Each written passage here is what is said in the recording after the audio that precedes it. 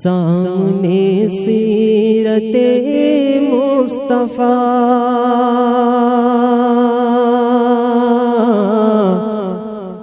درس ہے رہبری کے لیے، پھر ہمیں اور کیا چاہیے مومنوں زندگی۔ بسم اللہ الرحمن الرحیم۔ کل کے درس میں کھانا کھانے کی کچھ سنتیں بتائی تھیں اور اس میں کچھ احادیثیں بتائی تھیں کہ مہمان کو کھانا کھلانا کتنا ثواب ہے، یا اپنے دوستوں کو یا رشتہ داروں کی دعوت کرنا، یا نمازیوں کی یا ائمہ حفاظ القرآن کی نیک لوگوں کی دعوت کرنا کتنا بڑا ثواب ہے، مہمان کا کتنا ادب و احترام ہے، اس پر بہت سی احادیثیں ہم نے آپ کو بتائی تھی۔ اور یہ بھی بتایا تھا کہ مہمان کے ساتھ کھانا کھانے میں کتنا ثواب ہے، جو ہم نے اس پر بہت سی احادیثیں آپ کو بتائی تھیں۔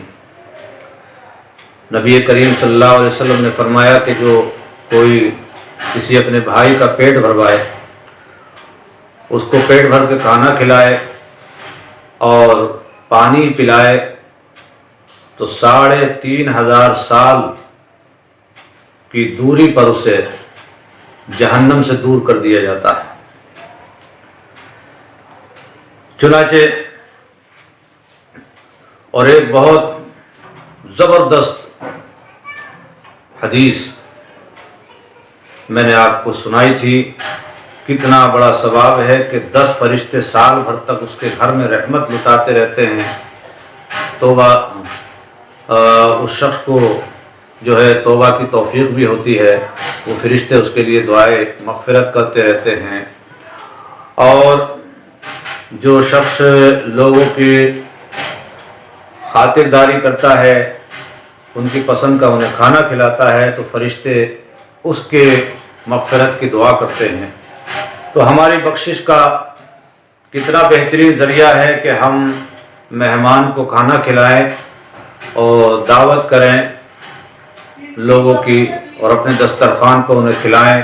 مزے کی بات یہ ہے کہ وہ جو کھاتے ہیں وہ اپنا ہی رزق کھاتے ہیں، ہمارا بھی نہیں کھاتے، ہمیں تو صرف نیکیاں ملتی ہیں اور ہمارے لیے بخشش کا سامان ہو جاتا ہے۔ تو یہ میں آپ کے لیے بہت آسان طریقے سے سمجھا رہا ہوں، جو کہ ہماری عوام کی باتیں سمجھ میں آ جائیں۔ آج پڑوسی کے حقوق پر چند احادیث پیش کرنے کی کوشش کروں گا، اور نبی کریم رؤوف الرحیم صلی اللہ تعالیٰ علیہ وسلم نے پڑوسی کے تعلق سے کیا فرمایا۔ یوں تو قرآن پاک کی بہت سی آیات ہیں، درس قرآن میں ہم نے پڑوسی کے حقوق بیان بھی کیے ہیں، اس پر ہمارا بہت تقریباً آدھے گھنٹے کا درس ہے، جس میں قرآن پاک سے ہم نے پڑوسی کے حقوق بیان کیے ہیں۔ آج چند احادیث میں آپ کو سناتا ہوں۔ اللہ کے محبوب دانۂ غیوب صلی اللہ تعالیٰ علیہ وسلم نے ارشاد فرمایا، حضرت ابو ہریرہ رضی اللہ تعالیٰ عنہ راوی ہیں، ایک شخص نے حضور صلی اللہ علیہ وسلم سے عرض کی، یا رسول اللہ صلی اللہ علیہ وسلم، فلانی عورت نماز روزہ صدقہ کثرت سے کرتی ہے، بہت نماز پڑھتی ہے، بہت روزے بھی رکھتی ہے اور صدقہ خیرات بھی کرتی ہے، مگر اس کی یہ بات ہے کہ وہ اپنے پڑوسیوں کو اپنی زبان سے تکلیف پہنچاتی رہتی ہے، گالی گلوچ دیتی رہتی ہے، چغلی غیبت کرتی رہتی ہے، یا چلا کر کسی طرح سے اپنے پڑوسی کو وہ اپنی زبان سے تکلیف پہنچاتی ہے، تو اس کے بارے میں کیا ہے؟ تو اللہ کے نبی صلی اللہ علیہ وسلم نے فرمایا کہ وہ عورت دوزخ میں ہے۔ پھر اس سائل نے پھر پوچھا کہ یا رسول اللہ علیہ الصلوۃ والسلام، ایک عورت ہے کہ جو روزہ نماز صدقہ یعنی نوافل میں تو اس کی کمی ہے، وہ اتنی عبادت گزار تو نہیں ہے، اتنی متقی پرہیزگار بھی نہیں ہے، مگر وہ اپنی زبان سے پڑوسیوں کو ایذا نہیں دیتی، تکلیف نہیں پہنچاتی. تو اس عورت کے بارے میں کیا حکم ہے؟ اللہ کے نبی صلی اللہ علیہ وسلم فرمایا وہ عورت جنت میں ہے. حضور صلی اللہ تعالیٰ علیہ وسلم کا فرمان عالیشان کہ وہ شخص جنت میں داخل نہیں ہوگا جس کی شرارتوں سے اس کا پڑوسی محفوظ نہیں ہے. اب آپ اندازہ لگا لیجئے کہ کوئی عورت یا آدمی کتنا بھی عبادت گزار ہو جائے، کتنا بھی وہ رات دن اللہ اللہ کرے، اگر وہ اپنے ہاتھ سے، زبان سے اپنے کسی بھائی کو تکلیف پہنچاتا ہے، دل دکھاتا ہے، کسی کا حق مارتا ہے، تو اس کی عبادت اس کے منہ پہ مار دی جائے. یہ ہے اسلام کی تعلیم. اسلام کی تعلیم اتنی پاکیزہ تعلیم ہے، مربت، محبت، بھائی چارے کی، کہ ان باتوں کو پڑھیں اور ہم اس پر عمل کریں، ہمارے معاشرے میں امن و امان قائم ہو جائے گا. اللہ کے رسول صلی اللہ تعالیٰ علیہ وسلم نے پڑوسیوں کے بہت سے حقوق بیان کیے.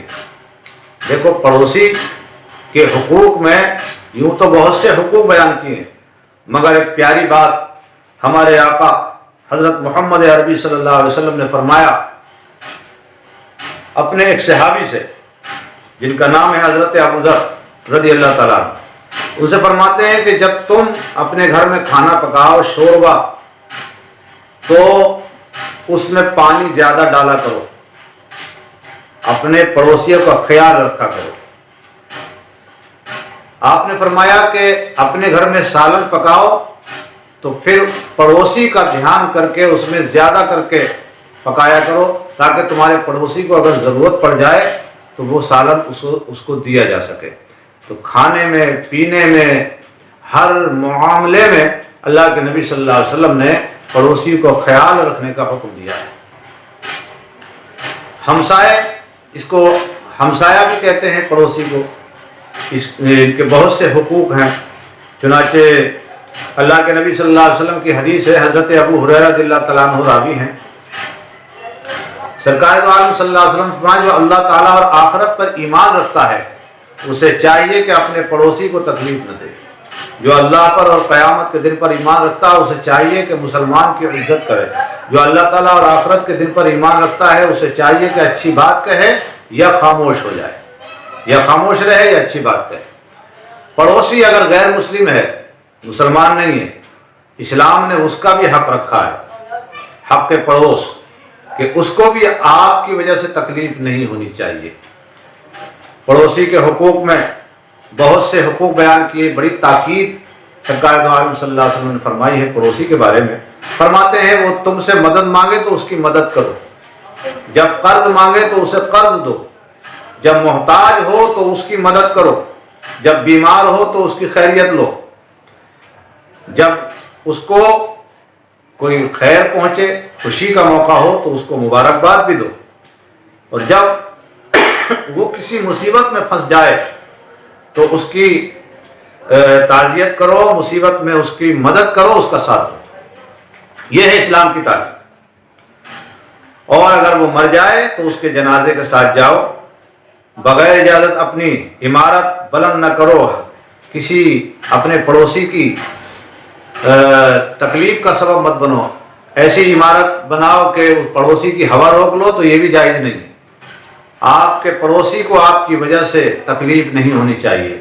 اللہ کے نبی صلی اللہ تعالیٰ علیہ وسلم کی اس تعلیم پر مسلمان کو عمل کرنا چاہیے اور سمجھنا چاہیے کہ اسلام نے کتنا محبت سے رہنے کی تعلیم دی ہے، کہ اگر ہمارے پڑوس میں کوئی غیر مسلم بھی ہے تو وہ بھی امن اور سلامتی کے ساتھ رہے.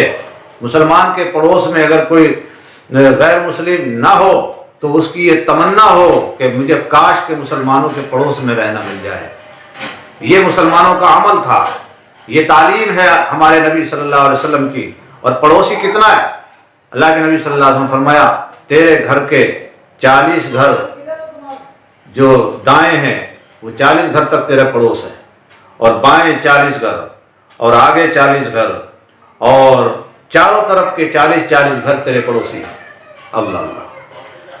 کس طرح سے اللہ کے نبی صلی اللہ علیہ وسلم نے حسن سلوک کی تعلیم دی ہے۔ تو ہمیں چاہیے کہ اپنے پڑوسی کا خیال رکھیں کہ قیامت میں اگر پڑوسی نے آپ کے خلاف گواہی دے دی تو پھر آپ کے لیے بہت بڑی مصیبت بن جائے گی اور پھر آپ کو اللہ کی پکڑ سے کوئی نہیں بچا سکتا۔ تو پڑوسی پر ظلم نہ کریں اور اپنے پڑوسی کا خیال رکھیں۔ آج کے درس میں چند حدیثیں ہم نے آپ کو بتا دی ہیں، انشاءاللہ تعالیٰ اگلے درس میں مزید گفتگو کریں گے کچھ احادیث پر۔ اللہ تعالیٰ ہمیں ان پر عمل کرنے کی توفیق عطا فرمائے اور امن و امان عطا فرمائے، آمین۔